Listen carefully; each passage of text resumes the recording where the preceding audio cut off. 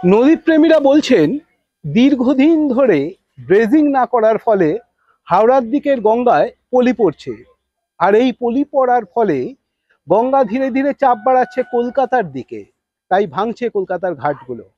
Dredging করতে হবে গঙ্গাকে, তার জন্য এগিয়ে আসতে হবে কেন্দ্র রাজ্য সকলকেই। ভারতের সভ্যতার মেরুদণ্ড গঙ্গা, কিন্তু আমরা তার মূল্য দিতে পারলাম কই? গঙ্গা আজ বিশ্বের দূষিততম নদীগুলোর মধ্যে নিজের নাম লিখিয়েছে। দায় কার?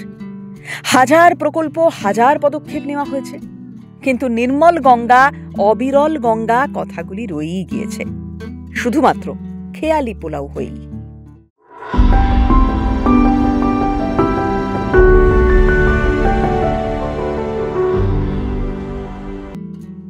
বহুদিন গঙ্গায় ড্রেজিং হয়নি, পলি পড়ে গঙ্গার গভীরতা কমছে, ফলে ভাঙছে পাড়। সম্প্রতি হাওড়ায় বোটানিক্যাল গার্ডেনের গঙ্গা পাড়ে বহু গাছ উপড়ে পড়েছে। এই ঘটনা ভূমিক্ষয়ের ইঙ্গিত বাহক এবং বিপজ্জনকও বটে। বিশেষজ্ঞরা বলছেন, হাওড়ার দিকে পলি জমায় নদীর জলপ্রবাহ কলকাতার ঘাটগুলিতে চাপ ফেলছে, ফলে ভাঙছে কলকাতার একাধিক গঙ্গা ঘাট। একসময় কলকাতার বড়বাজার চক্র রেল স্টেশনের পেছনে মণিঘাট, মদিঘাট, বালুঘাট নামে 3টি ঘাট ছিল, কিন্তু ভাঙনের জেরে সেই সব ঘাট তলিয়ে গিয়েছে গঙ্গায়। এছাড়া বাগবাজারের মায়ের ঘাট, উত্তর কলকাতার জগন্নাথ ঘাট এবং কাশীপুর ঘাটের অবস্থা বেহাল। ঘাটের অনেক সিঁড়ি ভেঙে গিয়েছে। এছাড়াও কুমোরটুলির কাছে গোপাল ঘাট, আদ্যশ্রাদ্ধ ঘাট, কাঠগোলা ঘাটের অবস্থাও সঙ্গীন। নদীর ড্রেজিং না করা হলে অদূর ভবিষ্যতে নদী তার গতিপথ বদলাতে বাধ্য হবে, যার ফল ভুগতে হবে হাওড়া, কলকাতা সহ সংলগ্ন শহরগুলিকে। এছাড়াও শহর কলকাতার একাধিক নালা এসে পড়ছে গঙ্গার বুকে। এই নালাগুলি প্রতিদিন হাজার হাজার লিটার বজ্র পদার্থ বহন করে ফেলছে গঙ্গায়। গঙ্গার জল পান করা তো দূরের কথা, স্নান করারও অযোগ্য হয়ে উঠছে।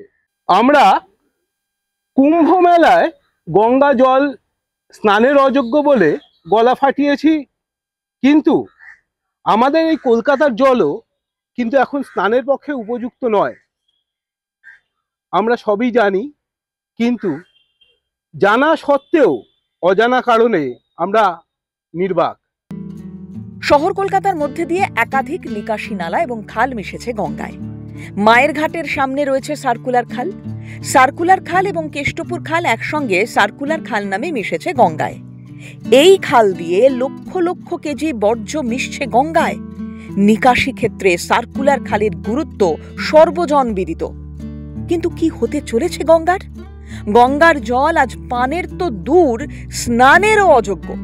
বিদেশে নদী পরিষ্কার করে সেখানকার প্রশাসনের মাথা, স্নান করে, আর আমরা সেই ছবি দেখি খবরে। আমাদের দেশে কি সেই পরিস্থিতি কোনোদিন আসবে না? গঙ্গাকে আমরা মা বলে জানি, কিন্তু আদৌ মানি কি?